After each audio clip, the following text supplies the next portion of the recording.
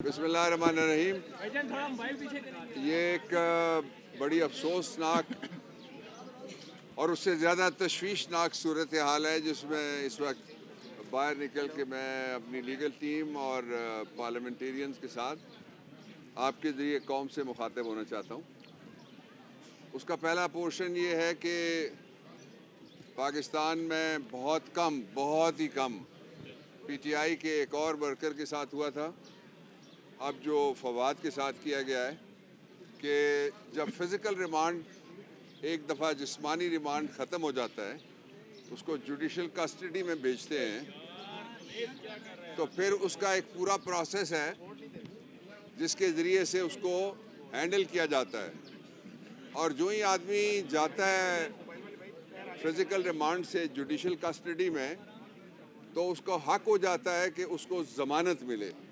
हमने जो ही दरख्वास्त ज़मानत फ़ाइल की सेशन जज की कोर्ट में, तो फौरी तौर पे उस पर नोटिस हो गया अगले दिन का जो गुजरा हुआ दिन है। तो ये एक बड़ी अजीब सी हुई थी डेवलपमेंट कल कि बग़ैर किसी नोटिस के चौधरी फवाद हुसैन के ख़िलाफ़ एक पटिशन भी आ गई और पाकिस्तान की तारीख़ में पहली दफ़ा 3 बातें मैं ज़िम्मेदारी से कहने लगा हूँ: सिविल रिव्यू, क्रिमिनल रिवीजन और सुप्रीम कोर्ट के अंदर जो रिव्यू होता है कॉन्स्टिट्यूशनल, जो आर्टिकल 188 के नीचे होता है, उसमें कभी भी ऐसा नहीं हुआ कि वो कहें कैदी को भी बुलाओ। नोटिस जाता है, नोटिस तामील कराने के लिए बाकायदा हर सेशन जज के पास, हर सेशन डिवीज़न में जितने भी जजेज हैं उनके पास एक सर्विस ब्रांच है। वो सर्विस ब्रांच भेजती है नोटिस, वो दस्ती चला जाए या डाक से जाए, वो जाता है उसके पास जो कस्टोडियन है जिस्म का, उस वक्त जो body of the under trial prisoner, वो उसके ऊपर पाकिस्तान का बाकी कानून नहीं लगता, सिर्फ उसके ऊपर जेल मैनुअल लगता है और प्रिजन रूल्स लगते हैं। लेकिन वहाँ से एक दफ़ा फिर अगवा किया गया, एक दफ़ा लाहौर से अगवा किया गया और फिर जेल से उसको अगवा किया गया और कहा यह गया कि उसको हमने किसी अदालत में यहाँ पेश करना है। और जो इसी के लिए एक बैनुल अक़वामी उसूल है जिसके तहत कहते हैं कि रश्ट इज़ जस्टिस क्रश्ड, कि उस वक्त इंसाफ कुचला जाता है जब जल्दी में इंसाफ किया जाए, या मुनसिफ को जल्दी हो या निज़ाम इंसाफ को जल्दी हो, कि प्रोसीजर नहीं पूरा किया जाए। और ये जो खिलाफ वर्जी थी जो सेशन जज साहब की अदालत में कल हुआ, वो बुनियादी हुकूक के ज़ुमरे में आता है, इसलिए कि 2 बुनियादी हुकूक कल वायलेट हुए हैं। पहला आर्टिकल 10, जो मुल्ज़िम पकड़ा जाए उसको कहा जाता है कि तुम अपनी मर्ज़ी का वकील करो, ये आइन में लिखा हुआ है, मैं अपनी ज़ुबान नहीं बोल रहा। और दूसरा उससे पहले लिखा हुआ है to consult and have the lawyer of his own choice या हर ओन चॉइस। पहले वो कंसल्ट करेगा, हमें तो मिलने ही नहीं दिया गया इस वक्त तक। मेरे ख्याल में इतना तो मैं किसी केस में इससे पहले एक दिन में किसी कचहरी के अंदर इतनी मैंने वॉक कभी भी नहीं की जितनी कल लॉन्ग वॉक टू फ्रीडम हमने किया है, इसलिए कि इंशाल्लाह फ्रीडम हमारा करीब आ रहा है। PTI वालों, आज़ादी करीब आ रही है इंशाल्लाह, हमारा हुआ क्या फिर उसका नतीजा ये हुआ, एक वायलेशन ये हुई, दूसरा आर्टिकल 10A है जो जब मैं लॉ मिनिस्टर था तो आर्टिकल 10A 6 महीने की बहस के बाद डाला था। उसमें लिखा हुआ है 2 हिस्से हैं उसके, एक तो फेयर ट्रायल मिलना चाहिए, मुल्ज़िम इल्ज़ाम जो मर्जी हो। दूसरा उसमें लिखा हुआ है कि ड्यू प्रोसेस पूरा होगा। ड्यू प्रोसेस क्या है? नोटिस जारी हो। ड्यू प्रोसेस क्या है? नोटिस देने वाला जाए। ड्यू प्रोसेस क्या है? नोटिस की सर्विस हो। ये ड्यू प्रोसेस थोड़ा ही है कि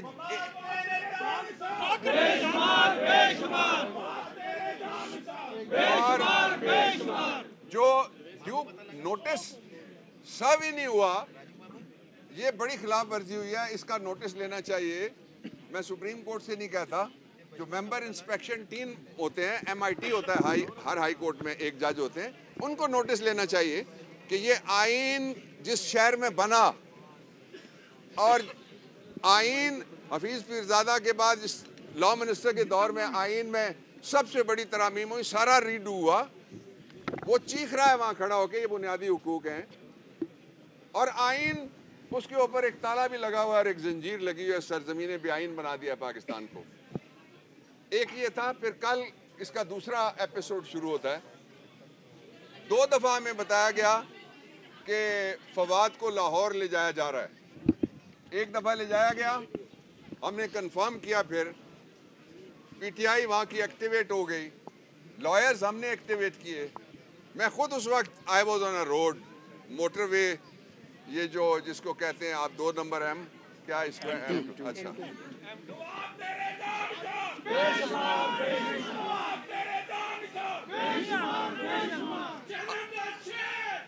اچھا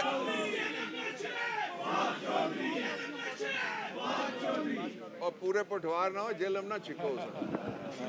اچھا دوسرا جو میں کہنا چاہ رہا تھا, کیا ہوا کہ 2 دفعہ لے جایا گیا.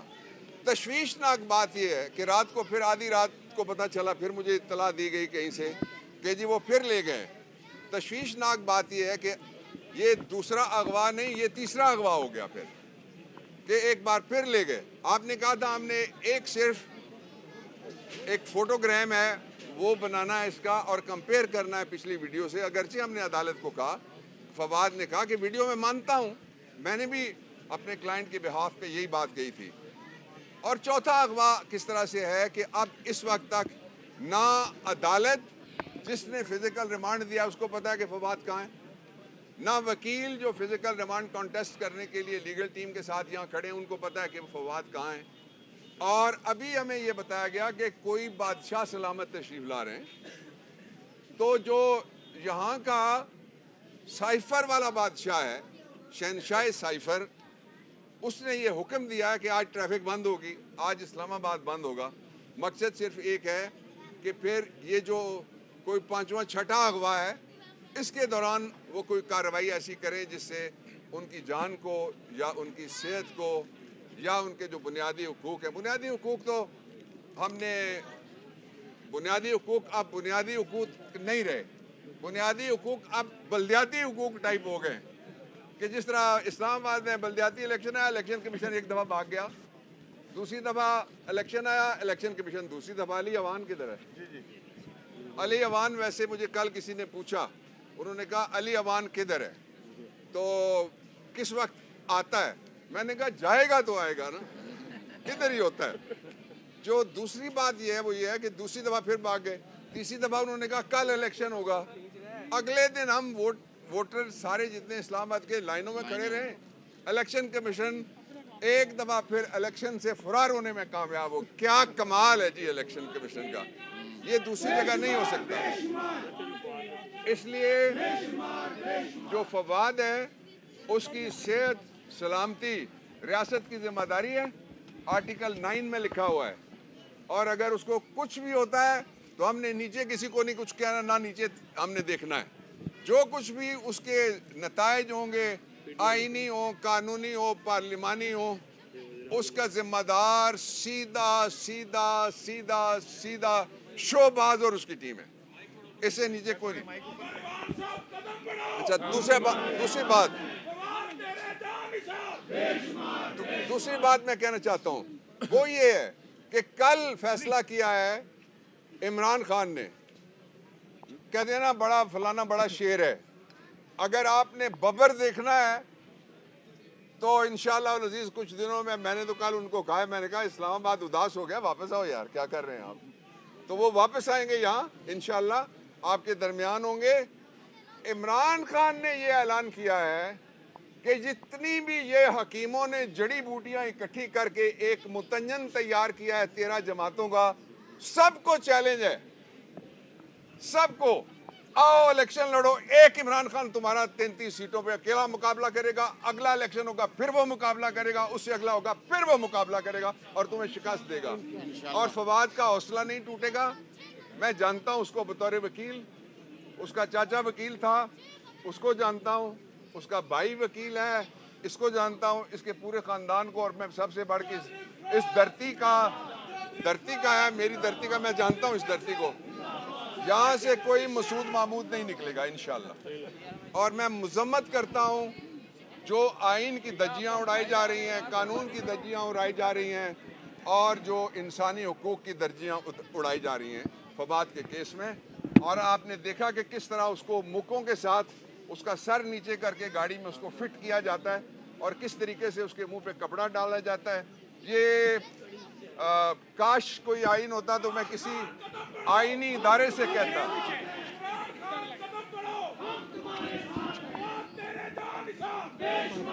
اگر کوئی آئین ہوتا اس وقت روب عمل نافذ العمل اور اس کا کوئی احترام ہوتا تو میں کسی آئینی ادارے سے کہتا کہ ان آئینی حقوق کی خلاف ورزی ہو رہی ہے.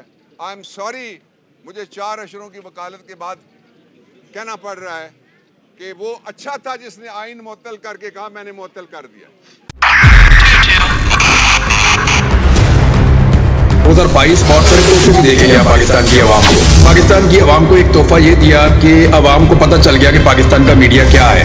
سال 2022 میں سب سے زیادہ دیکھے جانے والا چینل بول نیوز رہا نمبر 1. ہم نے بہت سارے شوز اور ٹرانسمیشنز کی, پورا سال مسلسل جدوجہد میں نکل گیا کہ یہ ووٹ آف کانفیڈنس کے پیچھے کون لوگ تھے.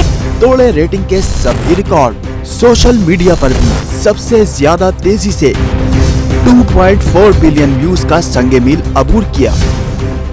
اینکرز کو بھی عوام میں سب سے زیادہ مقبولیت ملی اور سوشل میڈیا پر بھی بول رہا سب پر بھاری.